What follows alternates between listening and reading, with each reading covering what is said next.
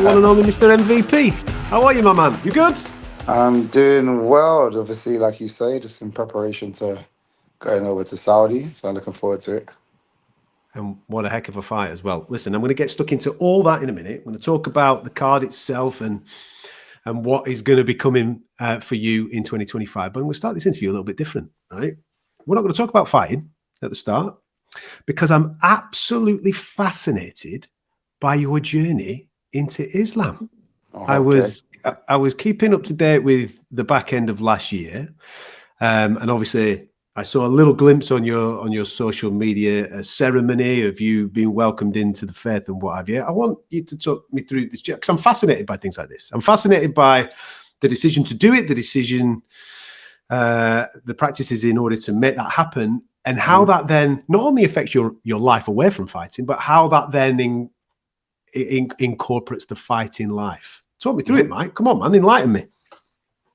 So for me, it's just I'd always start like this. I say over the last 5 years or so, I've been more spiritual or open to spirituality in general, and then more kind of accepting that this plane that we're on, there has to be something more. There has to be some form of creator and so on and so forth. So kind of just looking into that.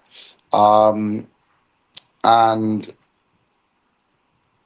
in, I feel like a lot of I try to live very uh like with having manners, a certain base Mm-hmm. level um uh things that we should do as normal. Not everybody does in society, but I try to live that way as much as possible. Showing manners, giving uh, showing giving support, being just being respectful, giving respect to others, so on and so forth, trying to help other people Old grow. school way of living, Michael. Old school Yeah, way of living. exactly. Um, and I just found, obviously, when I'm looking into becoming, say not even becoming it, just looking into spirituality full stop, I just found a lot of my natural practices um, sat with a lot of like my friends that are Muslim themselves. So again, I started to kind of look into more just their culture, how they kind of the things that they do day to day. And like I said, it just resonated with me. I remember going to the mosque. I think it was last year for Eid, in support of my girlfriend and a couple of my friends. And we've gone to the mosque, and it was just a very peaceful place. It allowed me to manifest and meditate almost. It was just put me in a very nice state. Mm. And looking into their practices, I really do feel like they dedicate to that art of kind of staying there. Whereas for me, I was raised Christian, even though Mm-hmm. again a lot of people around me didn't really do anything. They were just maybe baptized when they were younger, and some of my family members go to church on Sundays, and that was it. It didn't really feel like there was much more to it than that. Some people would, do like church services and give a little bit of money. But again, for me, when I look at Islam and look at the practices of what people do, there's a lot more dedication. And like the fact, even just the fact of praying 5 times a day, and just kind of, it's really humbling that with the kind of practices that they have to do. So it just sat right with me. And now for me, it was like, yeah, again with my partner's Muslims as well, and I see and looking into the future, I've always thought to myself, I would love my household to not have a conflict of anything, and just Mm. have myself and my partner kind of speaking from the same sheet, and basically raising our children to follow our practices, so to speak. But I would always, me personally anyway, would always want when my children get to a certain age for them to go and research things themselves as well, and more so look at how I live as an example versus me forcing this thing down the throat. This is my journey specifically. It's more for me, I'm not, and I wouldn't push it onto anybody, even though I know I'm going to have so much influence on my children. I wouldn't force this upon them. I would just lead by example and in hope that they would, wanna join that kind of behavior and practices as well. But yeah, and I just find myself here now. I've still got so much to learn. But for the meantime, it's just I've just got here, and now just step by step, adding certain behaviors and patterns to my life. I'm fascinated with the connection that a lot of fighters have with a higher power, Mm-hmm. whatever that faith may be. Speak to many, whether it be during fight week or in the aftermath, there's always a thanks to some higher power in some way, shape or form, or something, or some faith-based thing. And that's what fighting is, I suppose, isn't it? In a long way, the career of a fighter, there's a lot of faith, there's a lot of belief, there's a lot of manifestation in the actual career path itself. So for you to find that resonance with a religion, how do you feel that now is affecting you as a fighter? Well, one of the things for me that I knew was going to help me is weird to say because I'm very disciplined in certain areas, but very undisciplined in a lot of other areas. So the consistency and the discipline and the practices that Muslims do, in my head, I'm like, if I can incorporate that to myself, it's only going to help better me because I wasn't manifesting enough. I wasn't just being like humbling myself enough in terms of and structuring myself enough. Like I said, I'm very there's good points of there's good attributes to it of being kind of carefree almost, but then there's a lot of negatives that come with it as well. And I feel like adding a lot of these practices is only going to help me better myself as a person. In terms of what it's going to do, I'm not sure outside of, I just know if I can lock in a little bit more, I'm just going to be better as a person, full stop. It's not even just for my fighting because I am quite disciplined when it comes to the training because I've always done it that way. But things like, say, even like my nutrition and things like I don't know, drinking. I don't over drink or anything, and I've stopped drinking completely now. But at the time, just having, I just do things as and when, regardless, and no real Yeah. thought.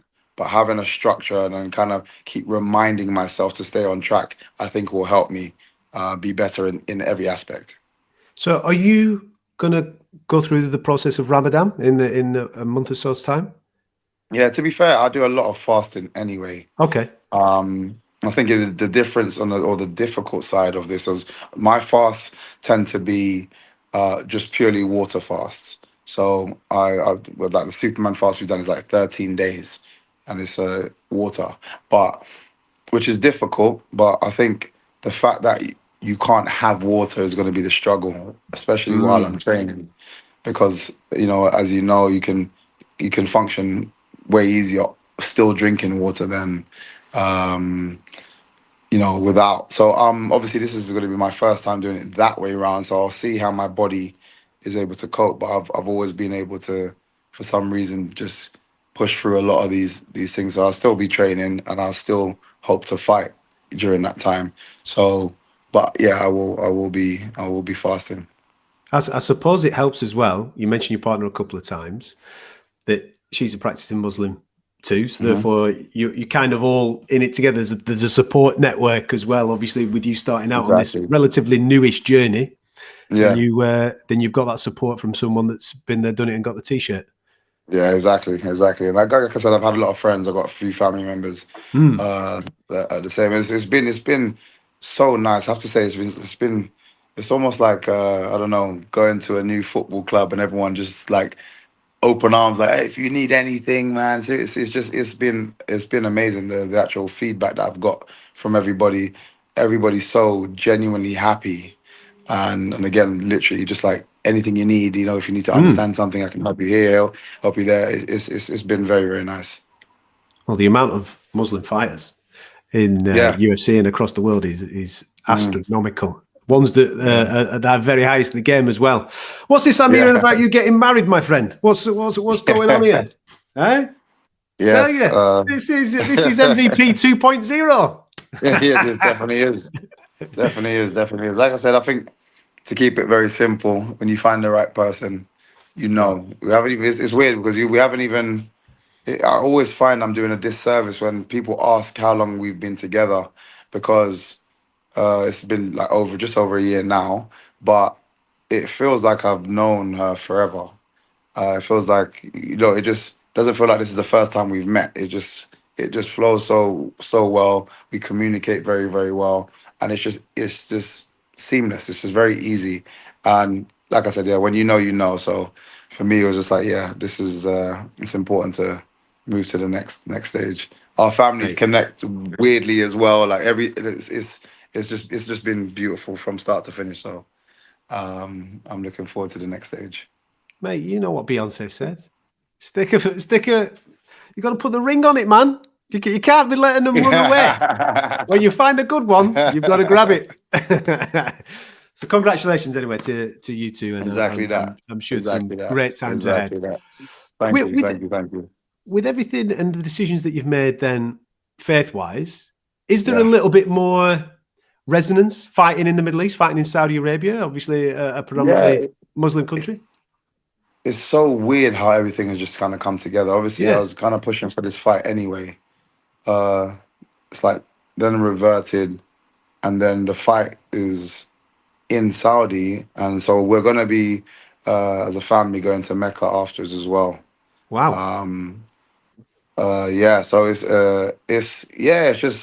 weird how it's just rolled on. Some people have only been like, some people haven't even been, as Muslims haven't even been, and I'm going almost immediately after reverting. So it's it just seems to just make sense, and that's one thing I find that always seems to happen for myself is, even in my like celebrations and stuff, I never force it. It just seems to come together and land perfectly, and it just feels like this is exactly the same thing.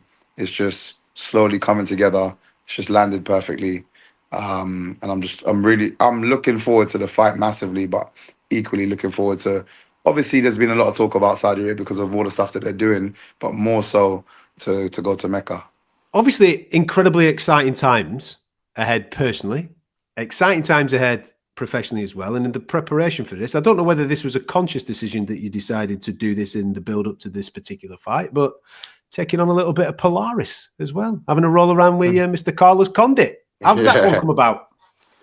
To be fair, I've been considering, and for a little while, it's just always hectic, and because things just seem to, fights and opportunities for fights keep popping up quite quickly, so it's hard to want to take time off. But I've been saying to myself for a little while, I want to take some time off and solely focus on jiu-jitsu.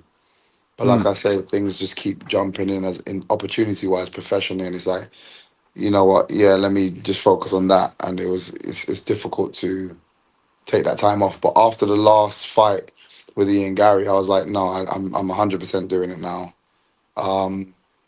So it wasn't. I didn't actually have Polaris in mind, but I was speaking to a friend of mine that, he does jiu-jitsu himself, really really good, Chris Osbeck, and he was good friends with the one of the matchmakers in Polaris. And when I was talking to him about just focusing on jiu-jitsu, he was like, "Oh, would you be interested in, doing fighting on Polaris? There's one coming up."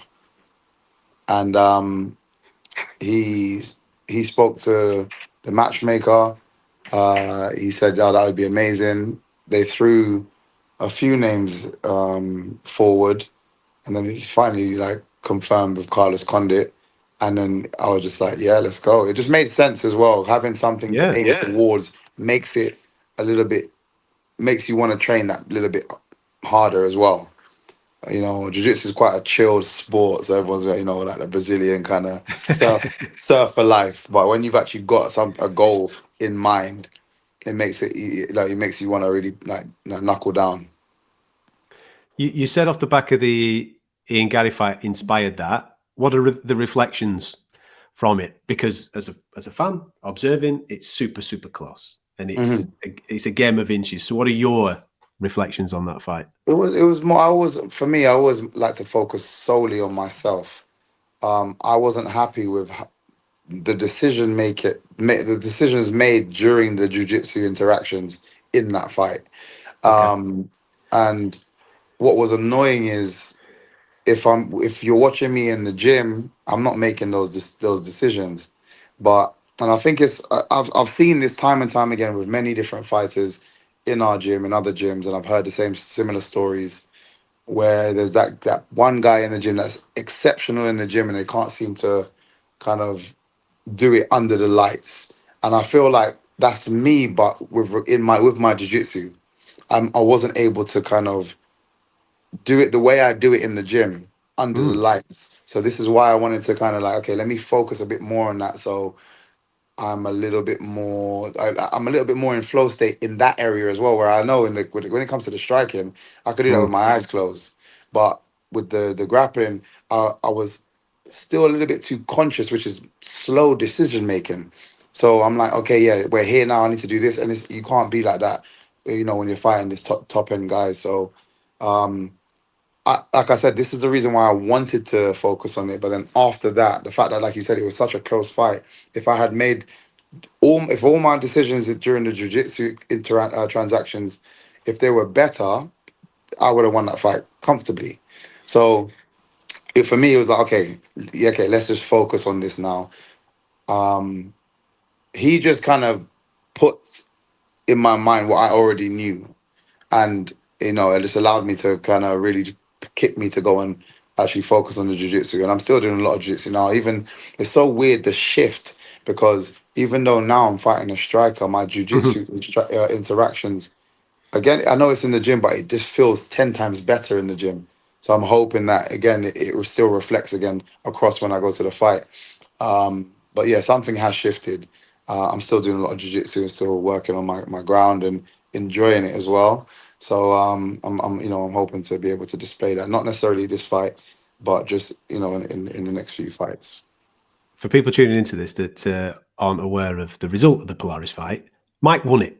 Yeah, that's right. Carlos Condit's got a very good ground game. Very good. The ground game is coming on, man. It's all flowing in nicely together. That's good. Yeah. Now, Definitely. I want to talk to you about weight because we're having a go at middleweight, right? Now, listen, we've just been speaking, obviously, about a lifestyle change, and you found yourself a lovely lady. All right. Now, this is Mike. You can admit it if you want, man, because this happened to me when I got married, right? My missus is a good cook. So when she's putting that food on that table, you know what I mean? You don't want to be turning it down. Now, is this what's happening down at MVP Towers? The food's flowing. You're enjoying yourself. You think to yourself, 170 is a push, bro. So I'm just gonna give myself an extra 15. Why not, eh? No, to be fair, and I'm thankful as well, because my missus is very health conscious. She's into sport, fitness herself. Sorry. Cool. So, even when she's cooking and she can cook really well, it's based around health. So I can't get away with crap. So she actually helps me with regards to making weight. It wouldn't actually be a difficult thing. So no, it was purely opportunistic. Okay. Shara called out after his last fight, spectacular finish, double spinning back fist. After his last fight, he called out Izzy, and I just happened to come across it, and I was like, "Nah, man, like I'd take that fight, And I just thought, I'm just gonna mention it on the next interview I have, and I mentioned a couple of interviews, and it came out. So I got a phone call from Hunter, as he's like, "Are you being serious about this?" I was like, "Yeah." Like at the time, I was taking a Carlos Condit at middleweight because of the time. If I didn't want to stress myself out to do a jiu-jitsu fight, so I was like, "Yeah, middleweight's fine. I usually sit like around that weight anyway." And then this happened, and I was like, "Yeah, I'm already at that weight, so let's run that fight as well." And he was happy with that. So now we're here. So to be fair, I've still got some goals that I want to achieve, some fights that I want to have at welterweight. So I'm not done there at all.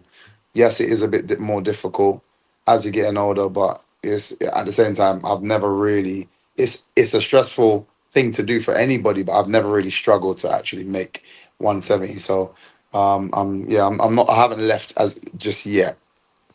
The man's looking to get ranked in 2 divisions. I see what you're doing. You know what I mean? You're just getting greedy. You're just getting 100%. greedy. Anywhere the fight's good, let's go. What are the challenges that Shara brings you on February the 1st? He's an exceptional striker. He's obviously naturally going to be a bit heavier. I don't think he's a massive middleweight, which helps, but he's naturally going to be a bit heavier, which means maybe even his power.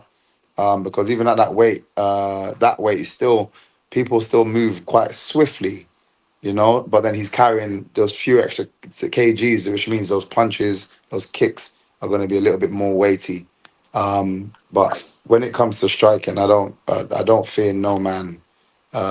When it comes to striking, if you're whatever weight it is, I feel very comfortable, and I feel he is predominantly gonna strike.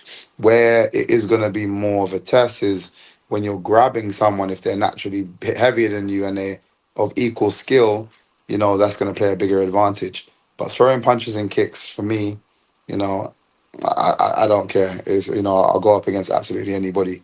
And because it seems like he is going to be more confident and more focused on striking, because looking at his jiu-jitsu, it doesn't seem like he's exceptional in that area, and I feel like I could destroy him there anyway.